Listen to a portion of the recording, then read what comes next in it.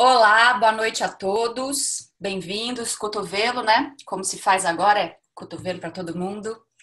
Meu nome é Tatiana Chiari. Obrigada, Paulo, pelo cotovelo. Meu nome é Tatiana Chiari, eu sou jornalista, sócia da LAN Comunicação e estou aqui em mais um ZRG em Casa. Hoje vou ter o prazer de mediar a conversa do Denis Monteiro, CEO Brasil da ZRG, nosso cliente querido, Denis, um dos primeiros da LAN Comunicação. Prazer. E hoje a gente recebe também Paulo Mâncio, que é vice-presidente sênior da Accor América do Sul, com uma grande história, uma grande carreira, só 17 anos de empresa, né, Paulo? Verdade. Pouca coisa. Eu gostaria que vocês dois começassem se apresentando, por favor, falando um pouco da trajetória profissional, mas também da trajetória pessoal, num momento de crise aí, de tantas dificuldades que a gente está enfrentando. É importante saber e conhecer a história, e isso faz muita diferença. Por favor, Paulo, começa você, que é o nosso convidado. Bem-vindo. Muito obrigado. Primeiro é um prazer estar aqui com vocês. Feras, estou aprendendo. Denis, é uma admiração enorme estar com você nessa live, nessa conversa. Tati, parabéns pela organização. Bom, contar um pouco da minha história. Então, primeiro os aspectos mais formais. Eu sou executivo da Accor há 17, 18 anos. No final desse ano, eu completo 18 anos de Accor. Nos últimos, eu assumi a vice-presidência sênior há 6 anos, 6, 7 anos, e na minha primeira posição como vice-presidente sênior, é um fato inédito da gente ter assumido as Américas. Então, foi a primeira vez que um brazuca foi chefe dos americanos, e isso foi bem importante para a minha carreira, aprendizado, a tomar umas pancadas também, trabalhar. Eu já tinha trabalhado e morado fora do Brasil, mas liderar uma equipe tão sênior, isso foi bem importante. Essa carreira da Accor, eu tenho o maior orgulho de falar da Accor, de ter trabalhado, de estar trabalhando na Accor. Era um sonho para mim trabalhar na Accor. Então, esse é o primeiro aspecto. O segundo, contar algumas outras atividades que eu tenho também. Eu sou investidor de um fundo de investimentos dedicado a startups. Para mim, isso é super importante, porque trabalha com um dos ângulos, um dos vértices que eu mais me vejo muito produtivo, que é trabalhar com inovação, com situações novas, com um novo mercado. Eu digo que uma empresa como a Accor, um Bradesco, um Itaú, uma JHS, são empresas do mundo tradicional. Startup é o mundo do amanhã, é um mundo de um risco totalmente diferenciado. Então, eu aprendo muito também trabalhando, investindo, conduzindo essas aquisições dessas startups. Eu faço parte do comitê de investimento também desse grupo, desse fundo de investimento que chama BR Angels. Além disso, eu tenho o maior orgulho de contar que eu sou professor. Há 10 anos atrás, eu tive um convite e eu não tinha nenhuma ideia do que era dar aula. E foi uma grata surpresa, porque eu sou um apaixonado por dar aulas. E dar aulas, ele compreende uma das coisas mais importantes do ser humano, que é compartilhar. Né? Compartilhe o que você tem, você sai ganhando. E acho que uma das coisas mais interessantes é compartilhar conhecimento, ver as outras pessoas crescendo com você, inspirando pessoas. E o fato de dar aula, que eu poderia falar por 2 horas, a gente não tem 2 horas aqui para falar sobre isso, me Só levou uma hoje, mas a gente marca outra se precisar, viu, Paulo? Me levou a ser palestrante. Então eu também faço palestras no Brasil e fora do Brasil. E, por fim, não gostaria de terminar isso falando das coisas, acho que o pilar principal, que é a grande paixão da minha vida, que é a minha família. Eu amo minha família, meus amigos, fazer o que a gente está fazendo aqui, conversar, aprender. E sou um apaixonado, adoro cuidar da minha família, adoro tomar um bom vinho. É outro tema que a gente poderia estender por muito tempo, que eu sou apaixonado por vinho. Meus amigos, minha confraria de vinho. Acho que tem outros aqui também nesse mesmo barco, né, Denis? Um pouquinho. Então, esse é um pouco do Paulo. Tem que passar muito rápido sobre esses ângulos, esses vértices, mas esse é um chute inicial do que hoje eu faço e o que é muito importante na minha vida. Bárbaro, muito obrigada, Paula. A gente vai ter um tempinho aí para saber um pouco mais e entender os desafios aí, né, que você está enfrentando nesse momento. Denis, a sua história eu já conheço um pouco, mas vai ser um prazer ouvir novamente. Conta pra gente um pouquinho também como é que foi esse caminho para São Paulo, esse caminho até a ZRG. Essa essa carreira é interessante, mas eu vou começar da onde o Paulo deixou, né? Eu tenho duas filhas, uma de 16, uma de 14, que estão comigo essa semana.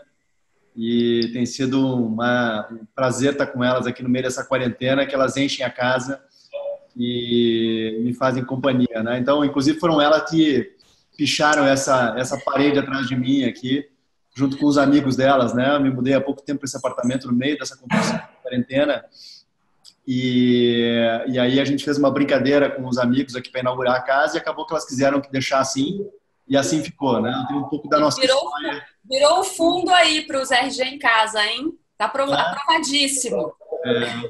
Bacana. Eu acho que valeria a pena só todo mundo ficar no mudo para a gente não ficar escutando o background de todo mundo. E aí, então elas estão comigo aqui, têm me feito companhia. Eu trabalhei em recursos humanos lá atrás da minha carreira, me formei em psicologia, trabalhei em recursos humanos na RBS, uma companhia lá no Sul, né? Pelo sotaque dá para ver que eu sou gaúcho, né? E eu tô em São Paulo desde 97. Quando eu cheguei aqui, fiz algumas entrevistas, fui parar na FESA, que era uma consultoria que estava começando naquele momento. E ao longo de 18 anos, ela se transformou, né, numa grande empresa, com vários escritórios. E eu assumi como CEO durante um período de tempo, do dia 14 até 18. 12 a 15.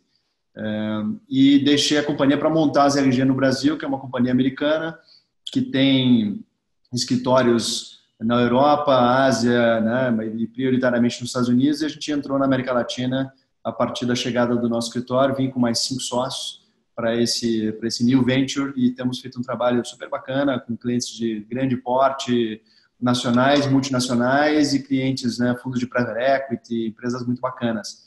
E além disso, né, além do vinho, né, que eu gosto junto com o Paulo,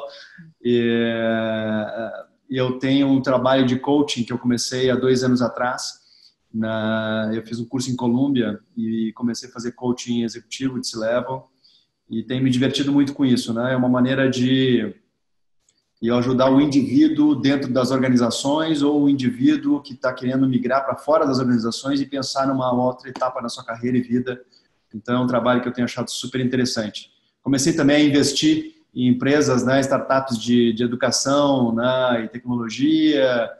Estou fazendo um outro investimento agora, então tem esses investimentos anjos aí, que é também para aprender com essa turma mais nova e dar uma revigorada, né, nas energias com eles, aprendendo com esse timezinho mais novo. Então, é isso. Legal. Obrigada, Denis. A gente tem muitos assuntos aí em comum, daqui a pouco vamos tratar de vários deles. Eu só queria começar agora dentro da nossa pauta, né, que é a que se impõe hoje, claro, essa crise gigantesca gerada aí pela pandemia do Covid-19. E, Paulo, um dos segmentos econômicos mais afetados, né, pelo isolamento social aí, sem dúvida, foi o hoteleiro. A indústria do turismo como um todo, né, que envolve aí desde companhias aéreas, bares, restaurantes e, naturalmente, hotéis. Queria que você contasse para a gente como é que você está vendo esse momento, qual que é a sua análise sobre o que vem pela frente, né? E se você acredita em uma retomada rápida, em V, ou se a gente ainda sofre aí um tempo mais longo. Queria que você desse um overview para a gente do setor, por favor. Legal. Então, acho que primeiro contar um pouco do que de fato aconteceu na indústria, e na indústria do turismo como um todo, na indústria da hospitalidade, da aviação. Eu acho que assim, a gente dividiu a Covid, ela nos impôs uma situação que eu digo, uma divisão de mercado. Então, se você quer comprar um mouse, você entra online lá, você sabe a especificação do mouse, você compra. A nossa indústria, toda indústria que requer relação humana, que requer serviço, que requer contato, foi intimamente impactada. E a minha indústria ainda teve um impacto maior, porque as pessoas não podiam sair de casa. Houve uma imposição, e aí não vamos entrar no juízo dessa imposição ou essa recomendação de ficar em casa, de distanciamento vertical ou não, e aí as pessoas de fato não poderiam. Nós temos 5.100 hotéis no mundo, maior operador hoteleiro do mundo. Nós tivemos no pico, porque tem desde a Ásia até aqui as Américas, nós tivemos no pico da crise mais de 4.500 hotéis fechados, ou seja, 80%, 90% dos hotéis fechados, e o mundo inteiro foi assim. Então, houve uma tensão muito grande econômica que nos fez fechar a nossa atividade central, que é a atividade de hospitalidade. Como que eu vejo essa situação e como que a situação vem começando a desenhar desde a Ásia, passando pela Europa e passando pelas Américas? Esse foi mais ou menos o calendário da crise, como ela atingiu a Accor no mundo inteiro. Os hotéis na Ásia já voltaram, nós estamos com 100% dos hotéis abertos e a recuperação da ocupação dos hotéis é surpreendente, mas uma das coisas que como a gente tem uma interação humana muito importante, uma das características pós-guerra, pós-estresse, pós-depressão é única, é o medo, a paura, o temor. As pessoas vão olhar aquele estabelecimento, vão ter medo de entrar, então a gente tem que mitigar isso, a gente tem que trabalhar psicologicamente como que a gente pode mitigar essa situação dos nossos clientes, dos nossos stakeholders, do que a gente precisa para que o nosso equipamento à sociedade seja útil. Então, a gente tem trabalhado profundamente nisso e como pano de fundo, trazendo a nossa qualidade. Uma das medidas que a gente vem trabalhando nesses últimos mês e meio, 2 meses, é garantir ao nosso cliente que os nossos hotéis estão aptos a não transmitir o vírus, que estão aptos a estar higienizados e são ambientes seguros.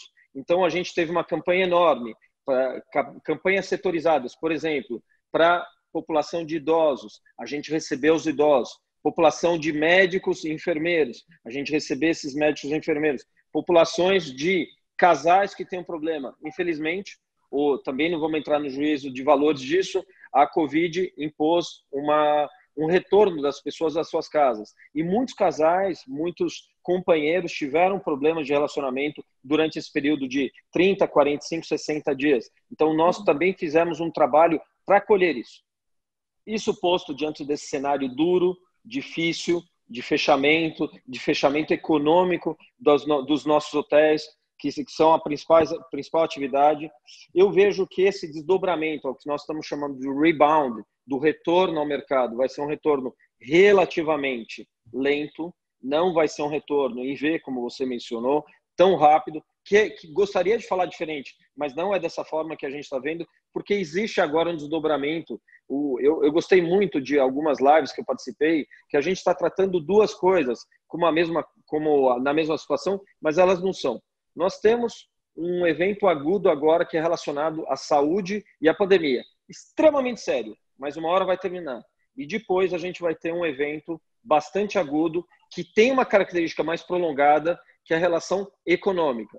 Por que a relação econômica tem um efeito mais prolongado? Porque a economia, muitas vezes, não tem nada a ver com dinheiro. A economia tem a ver com credibilidade. As pessoas consomem, investem, entram, viajam também quando elas se sentem seguras a investir, a entrar, a viajar, a passear, a visitar. Ninguém vai entrar no avião tão facilmente. Agora a gente está trabalhando num turismo rodoviário, porque as pessoas vão de carro numa cidade próxima e elas vão usar o hotel, mas esse turismo vai ter uma outra característica. Para concluir essa história, bem dito, colocado para você, é uma crise importante, com duas características importantes. Primeiro, de saúde da sociedade, depois econômica, e que vai ter um rebound relativamente lento por questões econômicas. A gente vem trabalhando ao máximo para mitigá-lo. Existem algumas características, como o turismo, logo depois da crise, ele deve ter um aquecimento. Um aquecimento do lazer, mas o lazer relacionado ao estresse. Então, hotéis de lazer que a gente tem, a gente está sediado aqui em São Paulo agora, falando de São Paulo, então hotéis perto de São Paulo já estão lotados para agosto, setembro, essa é uma característica interessante. Mas o grande turismo do mundo é o turismo de negócios. As pessoas que vão para Porto Alegre, para o Rio de Janeiro, para a Bahia, para o Nordeste para fazer negócio. O complemento é o lazer, não é o contrário. Então, esses negócios que eu reputo como um pouco mais lento. Não quer dizer que a gente não vai trabalhar muito para voltar o quanto antes. E eu espero que a gente tenha um segundo semestre um pouco mais normal, um pouco mais voltando e tentando pegar um 2021 mais a níveis relativamente similares ao que nós tivemos em 2019, que foi um nível bastante interessante. No ano passado, tá certo, obrigada. Denis, você circula por vários mercados, por vários setores, né? Comenta um pouquinho dessa experiência do Paulo, por favor, e nos conta também especificamente, né, no setor de Executive Searching. Como é que está sendo esse período? O que tem em comum aí, diferente da experiência do Paulo, para a gente trocar um pouco de experiência? Eu quero te dizer, Paulo, que eu não invejo a tua cadeira nos últimos meses. Se você teve diversão nos últimos anos com esse trabalho, né, que me parece tão interessante, eu te confesso que deve estar sendo uma experiência assim, memorável e com muitas dores, né? Eu acho que isso inclui, né, aprendizados com dores, etc. Né? A gente já conversou aqui com outras pessoas que estão em outros momentos né, e segmentos e que estão, de uma certa maneira, até crescendo, né? Continuam fazendo investimentos importantes, estão crescendo. Mas olha só, curiosamente, como é que a gente vinha trabalhando ano passado? Pra você ter uma ideia, a gente tinha um nível de posições até agosto. De agosto a dezembro, a gente cresceu 50% esse volume de posições e entrou o ano, né, com a expectativa de quase dobrar esse número de posições em relação a agosto de 2019, na esteira da economia que vinha crescendo e a gente estava com essa expectativa bacana. O que aconteceu, obviamente, que quando tudo isso começou, o ritmo das novas contratações reduziu. Felizmente, a gente tem um grupo de clientes e segmentos que a gente vem atuando que não foram tão afetados e ou têm apostas de médio e longo prazo com o Brasil, portanto, né, continuam, né, apostando. Então, segmentos como de farmacêuticos, segmentos como mercados relacionados a varejo online, a áreas financeiras de fintech, até área de energia, seguros, quer dizer, tem uma série de clientes nossos grandes, né, de capital aberto, fechado, grande, pequeno, e fundos de private equity que precisam continuar contratando. E até nos últimos 2 semanas a gente pegou novos projetos, 10 novos projetos, o que é bem interessante até para essa época. E o que a gente nota é que quem não performava antes da crise corretamente, no meio da crise ficou pior ainda. Então tem muito cliente nosso olhando para a situação e tomando decisões que não vai substituir agora na próxima semana, né, porque não faz muito sentido, mas que já começa o processo agora e no decorrer desse fim de período agudo que nós estamos vivendo, a gente já começa a entender que ali na frente, daqui a 2, 3 meses, vamos ter uma série de contratações para substituição de não performance, né, nesse momento. Então, long story short é isso. Então, tem segmentos que, de fato, continuam normalmente, outros, né, sofrendo mais, né, como é o caso do Paulo e outros que, amigos meus, tiveram, infelizmente, que fechar suas operações e sobreviver nesse período. Né?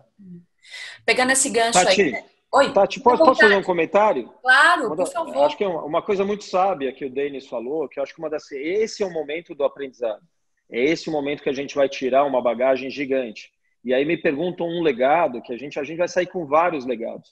Eu acho que são dores que a gente está vivendo aqui e dores que a gente nunca tinha vivido. Assim, o distanciamento que a gente tem do nosso cliente agora e manter o contato, a estratégia de marketing que a gente recriou dentro da Core, uma estratégia de marketing completamente diferente. E aí é uma aproximação muito mais entre companhia e indivíduo. É interessante como companhias, e o Denis estava comentando, como companhias já foram rápidas, já mudaram sua estratégia e já se aproximaram do cliente, dentre outras ações. Então, o aprendizado nesse momento é um aprendizado dolorido, mas muito intenso, que a gente vai sair com uma bagagem.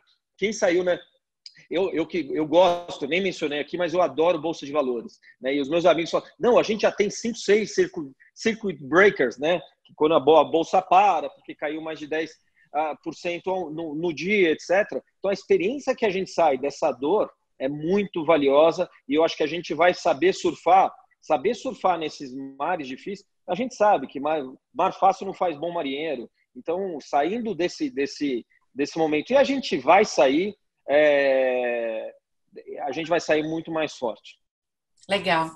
Pegando exatamente esse gancho e outras conversas que a gente já teve aqui com o Denis e outros convidados, a gente falou muito sobre os valores e os propósitos das empresas, né?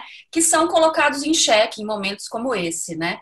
Queria que você contasse para a gente, Denis, um pouco da sua experiência e nos dissesse, você tem uma frase que eu já conheço, que é que a gente não pode não sair melhor dessa crise, né? Eu já aprendi e uso, inclusive. Como? A gente vai mesmo? Você continua acreditando? A gente teve esse papo algumas semanas atrás, assim, vamos?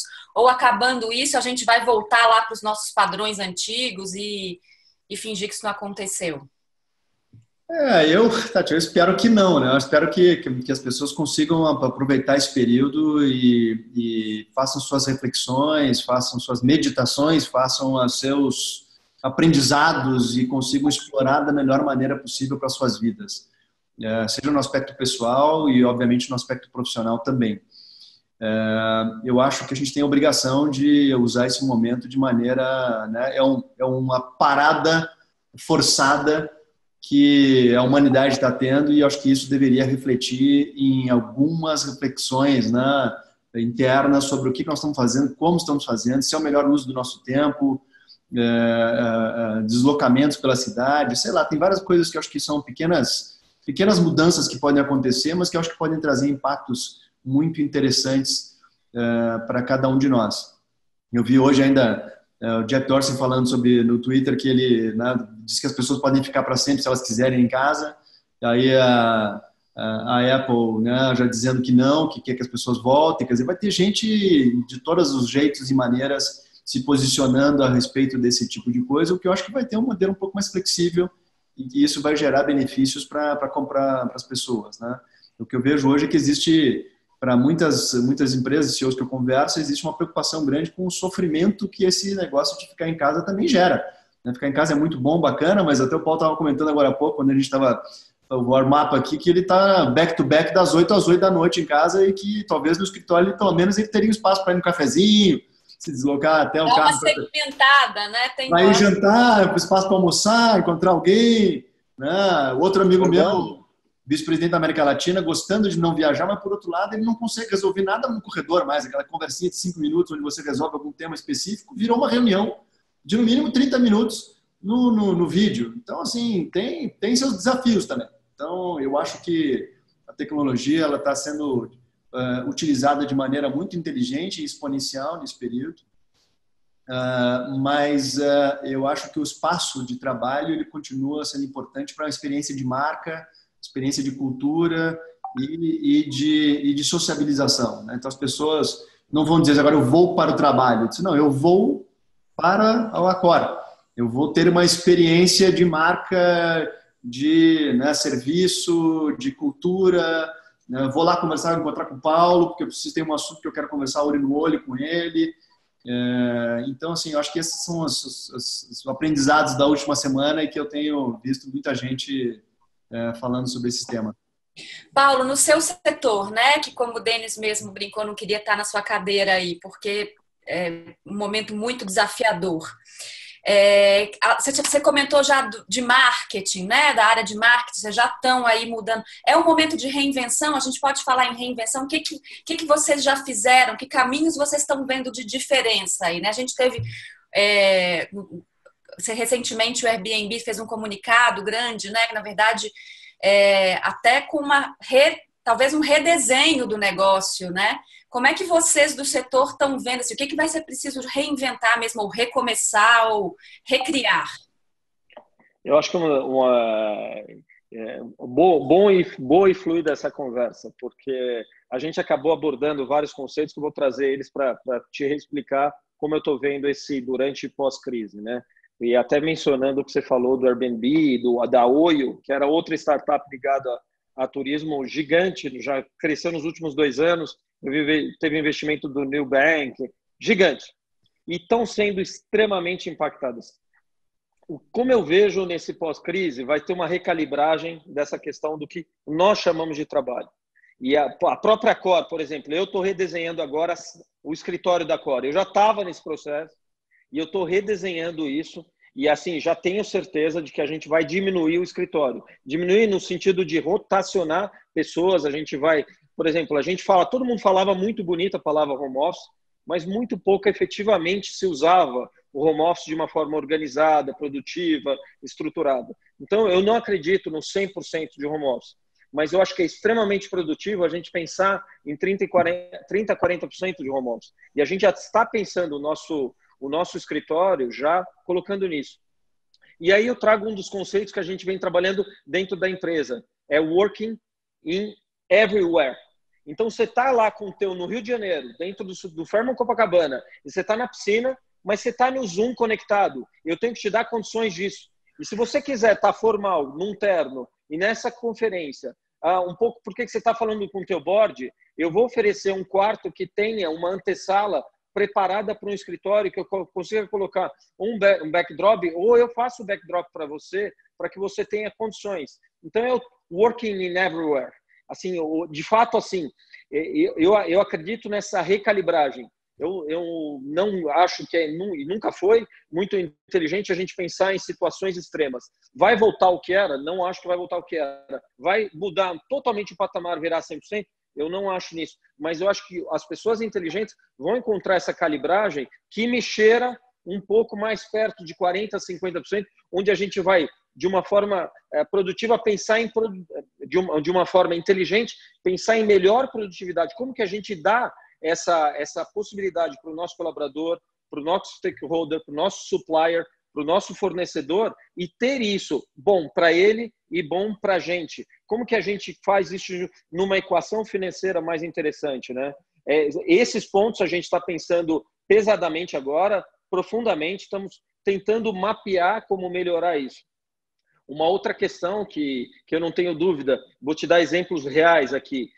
O hotel nunca fez um delivery de cozinha. A gente tem vários hotéis nossos, nós temos restaurantes muito bem elaborados e cozinhas muito bem elaboradas, mas a gente nunca fez o delivery. A gente está trabalhando com delivery.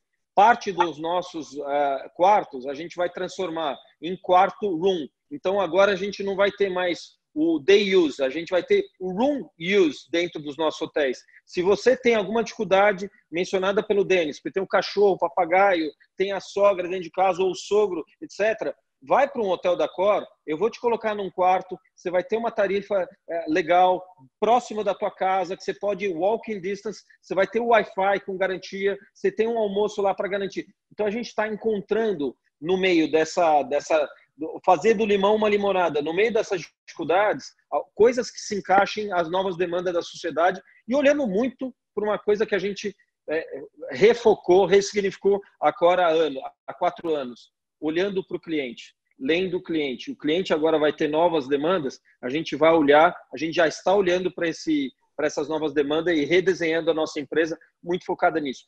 Eu acho que essa é uma mensagem bem importante para deixar dentro do mercado hoje. De fato, as grandes empresas, as empresas atentas, têm que olhar para os seus clientes, têm que fazer a leitura de para onde o teu cliente está andando. E a gente tentar redesenhar ou tentar propor, já antever essa mudança e tentar propor isso para o cliente. Bárbaro, muito legal. Eu queria ouvir agora um pouco... Vou fazer uma perguntinha para o Paulo sobre isso, porque eu acho que claro. É interessante esse assunto de conhecer o cliente, né? E ele tem milhões de clientes ao redor do mundo. Uma das posições que a gente mais tem feito ultimamente é uma posição do Digital Officer, né? Que é a pessoa que vai, de uma certa maneira, pilotar o lançamento das empresas ou o reposicionamento das companhias dentro do mundo focado no cliente, né? Aqueles livros e teorias lá do one-to-one market, né? Finalmente chegou. Claro. Queria te ouvir se isso é um tema que vocês estão, como é que vocês estão criando esse data bank, né? Essa inteligência artificial, etc., para suportar esse tipo de entrega para o teu cliente, né? Porque eu acho bárbaro você pensar que eu estou aqui, de fato, tem uma obra no andar de cima e eu preciso correr para algum lugar e eu não quero me deslocar até no escritório, eventualmente, né? Então, como é que vocês têm feito, né, esse avanço na linha do digital? Denis, mais uma vez, às vezes até pode soar um pouco... Eu tomo cuidado para responder isso, porque pode soar um pouco oportunista. Por quê? há 4, 5 anos que a Accor percebeu que ela mudava ou ela quebrava. Uma das maiores empresas, a Accor é CAC 40, uma das maiores empresas da França e da Europa, maior operadora hoteleira do mundo. Se ela não mudasse, ela ia quebrar. Então, nós já há 4, 5 anos temos um plano. A gente contratou, tem uma das maiores empresas de telecomunicações da França, que é a Orange. A gente contratou o CEO da Orange para ser o CDO da Accor.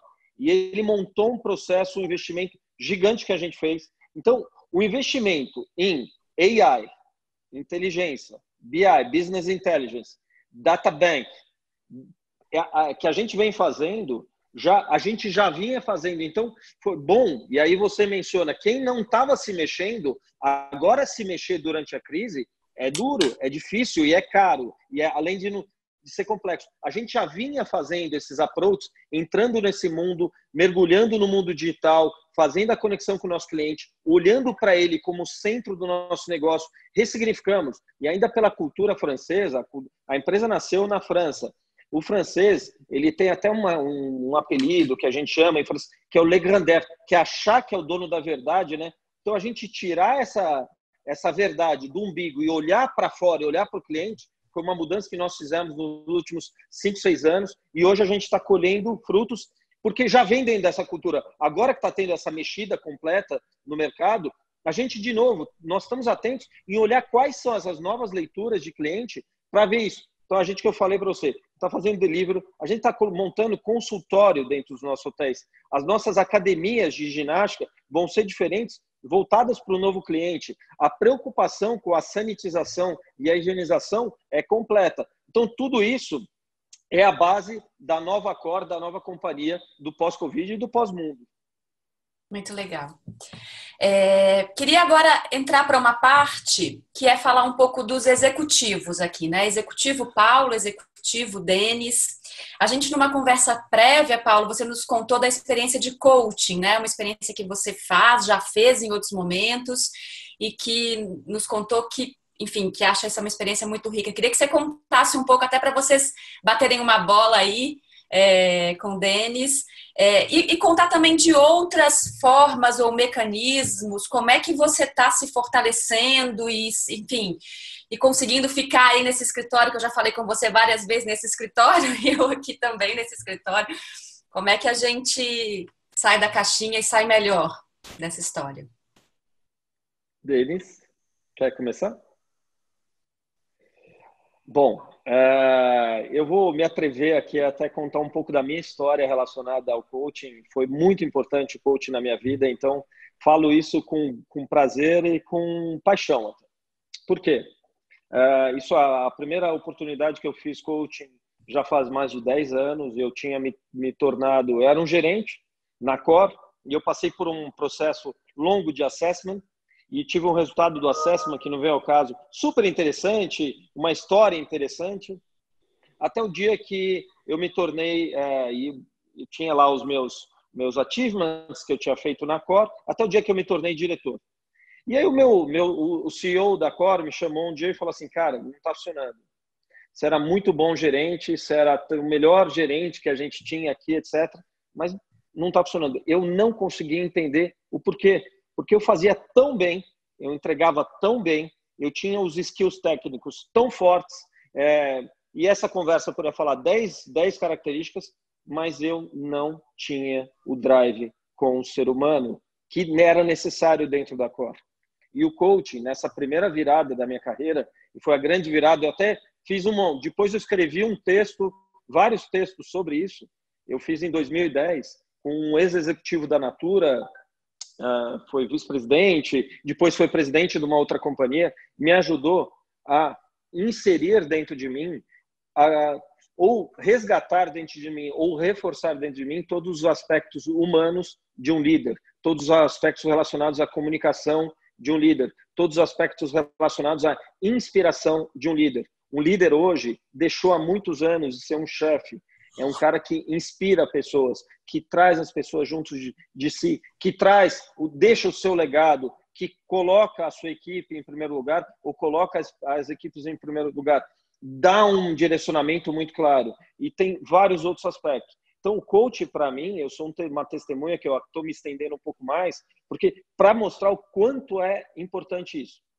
Para finalizar isso, hoje, atualmente, a Cor novamente voltou a pagar coach para os principais executivos que vão assumir posições importantes num futuro próximo. Então, eu tenho atualmente um coach que me ajuda e agora, neste momento dessa pandemia, tem me ajudado a refletir qual que é a nova inspiração que eu devo gerar, qual que é a nova colaboração que eu devo fazer. Eu acho que a palavra hoje, além de inspiração, é colaboração. As pessoas com esse distanciamento, se elas não colaboram, estão mortas, nós estamos mortos. Então, o colaborar virou a palavra de ordem dentro das organizações. Organizações essas que precisam andar não somente com o Paulo, com o Denis, com a Tati, mas com milhares de pessoas dentro de uma missão, de um guideline, dentro de um direcionamento. Isso posto é para mostrar e reforçar o quanto o coaching ajuda o executivo, o quanto ele forma esse executivo, o quanto faz refletir, né? Quando eu fiz o meu primeiro coach, que aquilo ressignificou dentro de mim, quanto aquilo me fez. O meu coach ele falava muito, e isso é óbvio, ele falava: eu não vou te dar o peixe, você vai aprender a pescar, você vai aprender a refletir aí dentro e perceber o quanto é importante um outro drive. Você era muito bom aqui, agora você precisa desse outro lado, que é muito mais humano, comunicação, inspiração, colaboração. E isso é muito importante, um pouco do meu testemunho aqui, dessa disciplina tão forte dentro da Core e dentro de mim. Denis, por favor, seus comentários de quem faz, entende, sabe tudo. Depois que o Paulo falou, acho que eu nem falo mais nada. O Paulo, eu acho bacana ter testemunho de gente que passa por esse processo, porque o tema de coaching está muito banalizado, né? Tem muita gente fazendo, tem muita gente se ofertando esse serviço. Tem coaching de tudo agora também, né? Tem coaching de tudo que é coisa. Então, eu fui buscar a formação lá em Colômbia e eu acho que o americano sabe usar muito bem o trabalho de coaching, né? O americano tem coaching desde a escola, nos esportes, para se preparar para a faculdade, ele tem depois para entrar no mercado de trabalho, depois para ascender no mercado de trabalho, depois para sair do mercado de trabalho, tem coach para tudo, né? Então, assim, e ele sabe que o trabalho do coach, eu acho que ele se não muito importante em todos os momentos, mas assim, em alguns momentos da tua vida onde você tem reflexões a serem feitas e que você se dá conta. Tem um cara que eu gosto muito, que é o Marshall Goldsmith, que ele fala assim: what got you here won't get you there, que é o que o Paulo estava dizendo antes. Até aqui foi, né? Se você até aqui, não é a fórmula de sucesso que vai te levar para frente. E se você não se dá conta disso ao longo da tua carreira, né, nos teus setênios, né, como eu brinco, né, a cada 7 anos a gente tem momentos importantes de transição, transformação, de questionamento. Se você não se dá conta disso, sozinho, um coach ajuda muito a te desafiar por um lado, mas por outro lado te dá o suporte necessário para que você possa dar o próximo passo. Porque o grande problema das pessoas que não têm essa condição é que elas acabam fugindo sempre com seus mecanismos de defesa para uma situação onde ela tinha conforto. Então, assim, não, mas eu sempre atuei assim, mas eu sempre fui micromanager, sei lá o quê, né? Mas com gerente, né, Paulo? A gente faz microgestão de tudo. E quando a gente vira diretor, CEO, vice-presidente, sei lá o quê, você acaba tendo que, né, tirar as mãos, né, claro, e deixar as pessoas evoluírem e avançarem. Então, acho que tem vários aprendizados e que eu acho que um bom coach é aquele cara que é aquele sounding board, onde vai te fazer as perguntas corretas, vai te desafiar, né, vai aprofundar, porque também muito do que acontece no mundo de hoje é que as pessoas fazem análises muito rasas daquilo que estão vivendo e ou vão se espelhar naquele amigo ou pessoa que admira e que não necessariamente é a fórmula de sucesso para todo mundo. Acho que cada um tem que buscar o seu caminho, a sua forma de se desenvolver, e para fazer isso bem feito, eu acho que nada melhor do que você ter um suporte para isso. Muito legal. Eu posso fazer um comentário, Tati? Fica à vontade. De um tema super importante. Estamos em casa, Paulo. Estamos em casa. Tá ótimo. DRG em casa é isso aí, nós estamos em casa. Não, tá ótimo. Tá faltando só um cafezinho, ó. O vinho. Agora já é vinho. À noite podia. Nosso happy hour tem vinho, né, Denis? Eu acho que o Denis tocou num assunto que também é um assunto bastante extenso e bem interessante, que é hoje muitas pessoas falam sobre vários jargões de mercado e virou um jargão de mercado, mas mesmo sendo um jargão, eu acho super importante que é a zona de conforto e as pessoas saírem da zona de conforto, né?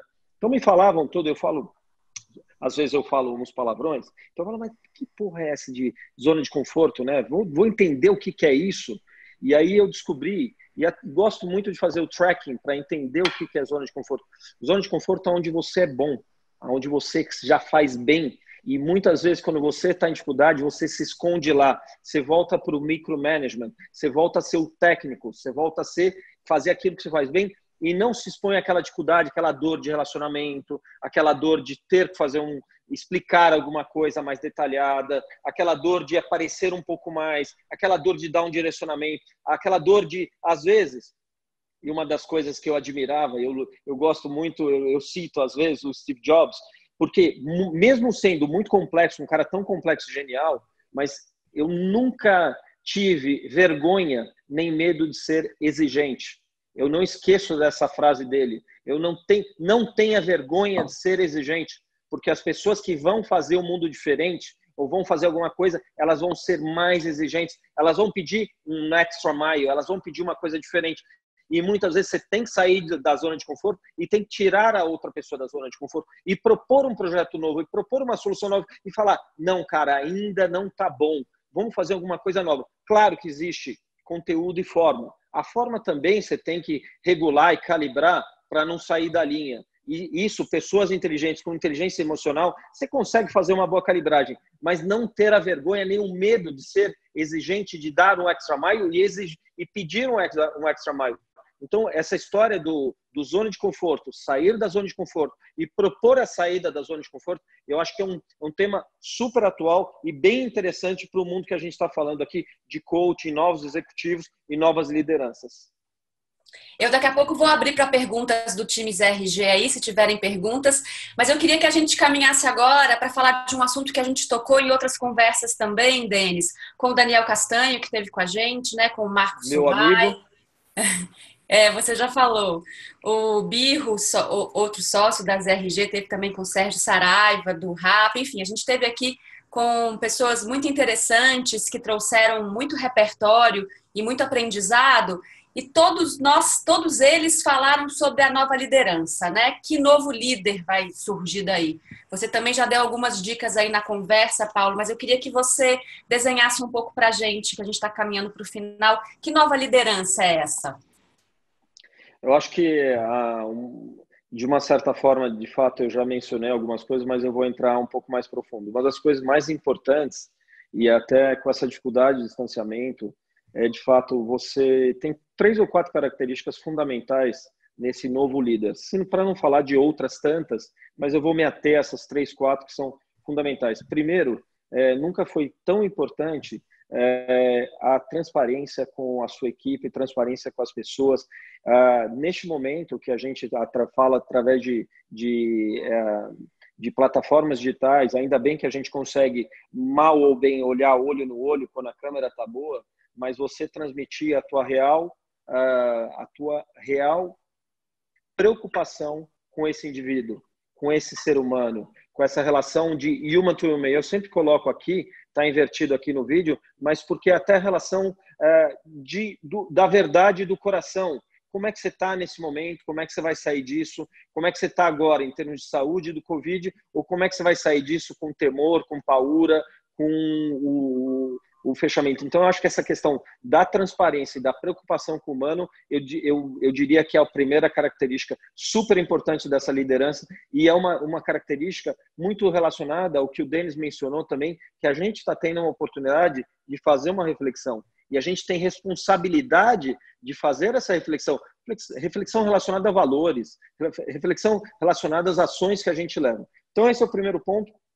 Eu acho que o segundo ponto ou o pilar, o ângulo que eu queria mencionar aqui também é o quão inspirador esse líder é. E inspirador de outras formas. Porque eu já mencionei para você, Tati, quando a gente está no tete-a-tete, é um pouco mais fácil, até em termos gesticulares, em termos de energia, da sua feição. quando você está distante, você ser um inspirador, você tem que buscar outros elementos e tirar da caixinha outras ferramentas para esse líder inspirar. E aí eu trago a minha terceira menção, que é muito relacionada ao exemplo e o guideline que você está dando, o guidance que você está dando. É muito importante, eu acho, mesmo que compartilhado, mas esse líder tem que dar um guide. Ele tem que ter uma visão do que ele está fazendo. E não aquela, também mencionado pelo Denis, que é uma coisa que me incomoda, a visão rasa. Não, vamos aprofundar, ou traga-me coisas profundas para a gente discutir, ter um guide construído, seja meu ou seja nosso, que a gente construa esse caminho de uma forma profunda, intensa, conjunta e que vai dar o norte para a nossa saída. Então, acho que são esses três ângulos que eu gostaria de trazer. Evidentemente que tem alguns outros que a gente gostaria de mencionar, mas eu acho que esses serão muito valiosos nesse momento delicado e nessa saída no pós-crise. Denis, dessas conversas todas e dessas experiências todas. Eu acho que o Paulo falou uma coisa que ele falou de transparência e que está ali associada com empatia, né? Então, o líder que tem demonstrado empatia para com, né, a companhia, com a sociedade, e tem buscado isso de maneira sincera, honesta, é aquele que tem mais chance de continuar engajando as pessoas. E aí eu acho que eu estava pensando num nome para isso, né? Que nesses novos tempos aí acho que a gente vai precisar, em vez de consciente emocional, a gente vai precisar de um consciente virtual da agora para frente, não um líder virtual. Como é que a gente eventualmente tem líderes que não encontram as pessoas regularmente e conseguem mantê-las engajadas, motivadas, contribuindo e entregando aquilo que é o objetivo da companhia. Então, eu vejo os líderes bem preocupados com isso, porque ainda estamos numa transição de gerações. A gente já falou disso também aqui, onde tem essa geração baby boomer e até a minha, né? Que é mais comando e controle, que quer ver as coisas acontecerem, que se desesperam porque os squads começam a fazer as coisas e não necessariamente eles te trazem de volta aquilo que você imaginava que eles iam trazer, né? Mas acho que o mundo moderno é isso, né? Você pivotar. E as pessoas vão contribuir, colaborar e vão te trazer algo diferente, né? Então, assim, eu vou te dar um exemplo sobre isso, né? A gente vem fazendo happy hours virtuais nas RG para se encontrar, né? Com uma certa frequência, né? Entre nós. E já tivemos duas ideias bacanas que a gente botou em prática nesse assunto, que assim, uma disse assim, vamos fazer um dia um happy hour, então todo mundo vai mostrar as pessoas que moram com a gente. Então, cada um apresentou filha, pai, marido, gato, cachorro, sei lá, a gente fez uma. Eu disse, não, então vamos fazer um karaokê. Então, ontem a gente fez um ZRG o quê? Para botar a turma toda cantando. Foi muito divertido. Tá ficando sofisticado. Foi muito divertido. Quero só ver o que mais vão aprontar ainda, né? Mas assim, eu acho que é isso, né? Você vê como é que as pessoas querem estar juntas, né? Tem ideias a respeito disso, implementam, fizeram até convitinho, etc. Então foi muito bacana. Eu acho que é isso, né? Você trazer as pessoas para esse lugar que elas sempre deveriam ter estado, né? São seres humanos que estão aqui junto contigo, que estão querendo o melhor para a companhia. E como é que a gente constrói um ambiente, mesmo que seja virtual, que reproduz os valores da companhia para que a gente continue se movendo para a direção onde a estratégia é realizada, digamos assim. Muito legal. Queria abrir para perguntas aí, times de RG, estou vendo aqui uns quadradinhos, tem gente aí com a gente, vamos ver quem... Se ninguém perguntar, a gente escolhe, né, Denis? Que a gente nomeia um ou outro. O Bruno sempre está aqui com a gente, a Adriana está aí. Eu tenho uma pergunta para o Paulo. Aê. Tudo bem, Paulo? Prazer. Aí, obrigado pela disponibilidade de conversar conosco.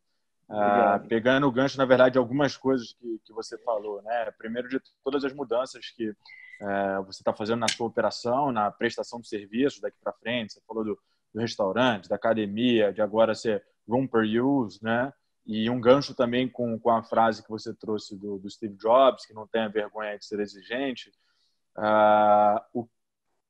que você está esperando, acho que daqui para frente, para a sua equipe, né? Para a sua liderança? Que tipo de competência você acha que, com todas as mudanças, com um novo mundo, as pessoas que trabalham aí com você deveriam ter daqui para frente? Bruno, também muito boa a tua pergunta, obrigado. A gente vinha conversando e falando que esse mundo já estava muito complexo e ele vem, nesses últimos 2, 3 anos, mudando e muito complexo, intensamente complexo. Então, acho que uma das características principais dessa equipe, dessas pessoas, desses colaboradores, eu vou falar uma coisa bem forte aqui e que é muito mais reflexiva do que uma resposta completa. Primeiro, que ele seja muito maleável. E maleável, eu aprendi há um tempo atrás uma coisa que é o desaprender para reaprender. É o relearning. Se você entrar no Google e você vê esses textos, esses vídeos relacionados, é esse cara que fez esse estudo na Holanda sobre relearning, eu acho que é super interessante para qualquer ser humano, para os nossos colaboradores, para os colaboradores de vocês, ter essa capacidade cada dia mais facilitada de reaprender, né? Eu tenho uma palestra que eu faço, eu até coloco um camaleão. O cara que vai vencer, Bruno, não é o cara mais forte ou menos forte. Não é o cara mais inteligente ou menos inteligente. O cara que vai vencer, provavelmente, nas próximas gerações, é o cara que vai ser mais rápido de mudança. Porque amanhã vai ter uma outra crise de uma outra ordem. E vai ter uma crise cibernética. E amanhã vai ter o Covid-27. E amanhã vai ter o tsunami. E o mundo, quer queira, quer não, vai nos impor situações agudas e diferentes. E quanto mais rápido a gente reaprender a viver esse novo mundo, isso vai ser mais facilitado. Essa é só parte da minha resposta. A segunda parte, que eu não me atrevo a te dar uma resposta completa, mas eu quero mencionar. Uma das coisas que eu aposto, Bruno, é o seguinte, e eu vou te falar com certeza. O mundo estava mais ou menos assim no digital. O que é esse assim no digital? Super bacana, todo mundo fala de digital. Eu sempre falo do Bradesco, porque eu acho o Bradesco uma empresa extremamente tradicional, né? Até o Bradesco falava de digital, de AI, de robô, não sei o quê, digital. Hoje o mundo ele vai fazer assim no digital. Ele vai empinar, porque quer queira, quer não, a minha mamãe tem 76 anos, está fazendo compra na Drogazil e no Pão de Açúcar online. Ela está entrando no iPhone, não tem jeito, porque as pessoas elas mergulharam. A pessoa que vem até a beira da piscina, elas mergulharam. Por que eu estou contextualizando e dizendo que tão agudamente esse mundo vai ser muito mais AI online?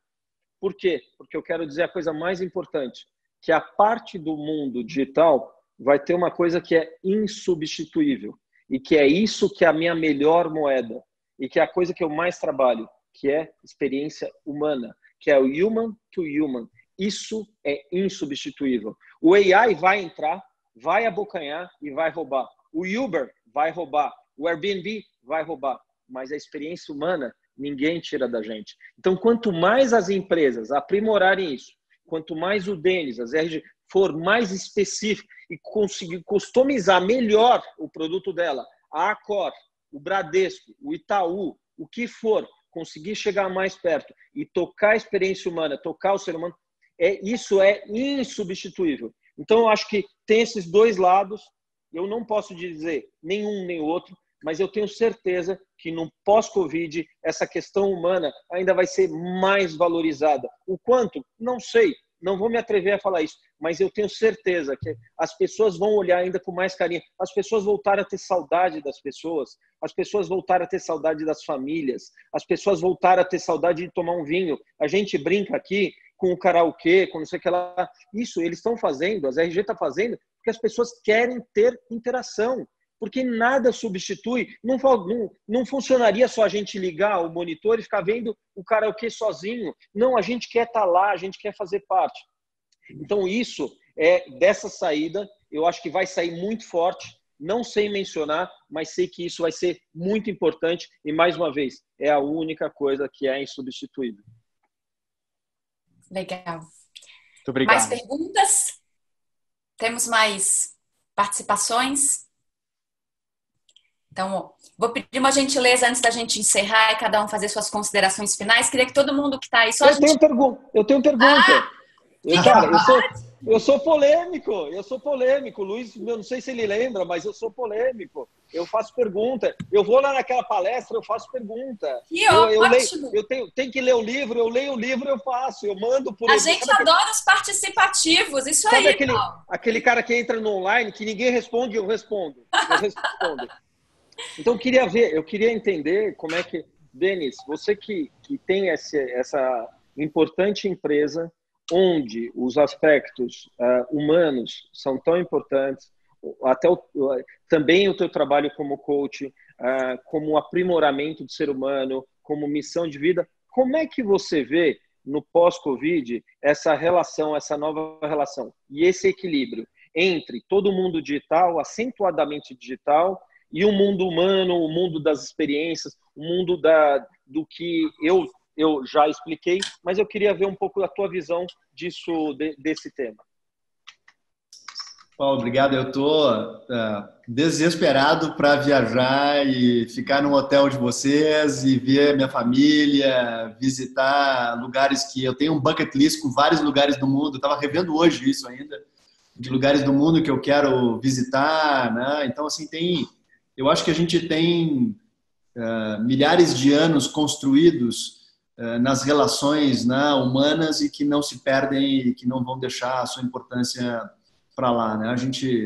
A gente cresce de observar as pessoas, de vê-las nos ambientes, a gente segue comportamentos e não necessariamente só as palavras, né? Se fosse isso, a gente pegava os livros todos de administração e a gente era craque nisso, né? Então, na prática, você vai se construindo como ser humano, como líder, vendo o que as pessoas fazem, onde é que, né, onde é que está o discurso, onde é que está a prática disso, né? Então, eu acho que, como você falou, esse toque humano, e vocês, na minha opinião, saem com uma vantagem imensa com relação a outros players como Airbnb, porque vocês vão ter, para quem é cliente como a gente, a certeza de que os procedimentos todos de limpeza, higienização e etc. estão lá, né? Então, assim, fica aqui o meu desejo de que a ZRG vai ser o primeiro cliente, quando reabrir os hotéis aqui em São Paulo, já me avisa que eu vou lá ver a tua operação e ver como é que está acontecendo, porque eu acho que, assim como eu, tenho falado com muitos amigos que estão muito, né, assim, ansiosos por esse retorno e poder ter uma experiência de estar num lugar bacana, de ser servido, de relaxar, de simplesmente passar o tempo. E cozinhar é muito bom, e hoje eu estava cozinhando aqui para minhas filhas, é uma delícia, para mim é uma terapia até cozinhar às vezes, mas assim, cozinhar todos os dias, limpar todos os dias e ficar, né, confinado não é fácil. Não é mais uma realidade para a gente há muito tempo, né? Você também deve ter várias horas de voo para lá e para cá, talvez você não queira todas elas de volta, mas parte delas com certeza, claro, que você continue acumulando experiências, culturas diferentes, trocas e etc, né? Então, pode ter certeza que, de novo, fica aqui o meu compromisso de que quando vocês reabrirem em São Paulo, vou estar lá para ver e passar uma noite no hotel de vocês aqui. Nós da LAN Comunicação também, tá? Tá feita a promessa. A gente não fala de outra coisa também. Eu queria pedir para a turma que está aí ainda, todo mundo só abrir o vídeo um pouquinho para a gente fazer um registro desse momento, antes da gente terminar e das considerações finais. Todo mundo, não tem problema se não tiver lindo, maravilhoso, tá? A Adriana tá linda, maravilhosa, que eu tô vendo, ela tá sempre.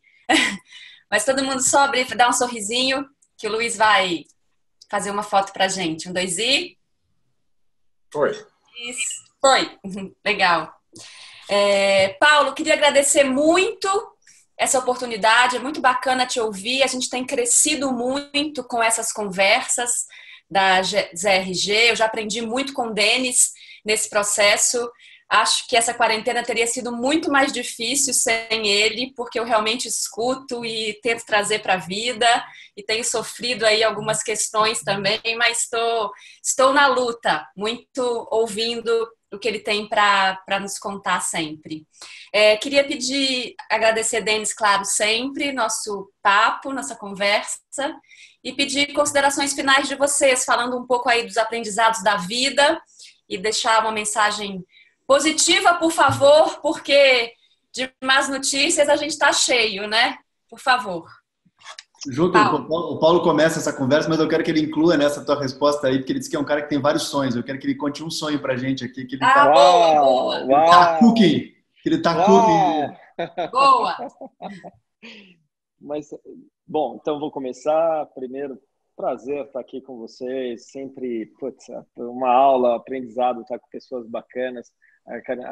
Agradecer, Tati, a você, a Luiz Antônio, que é um amigo querido de quantos anos, estudamos juntos.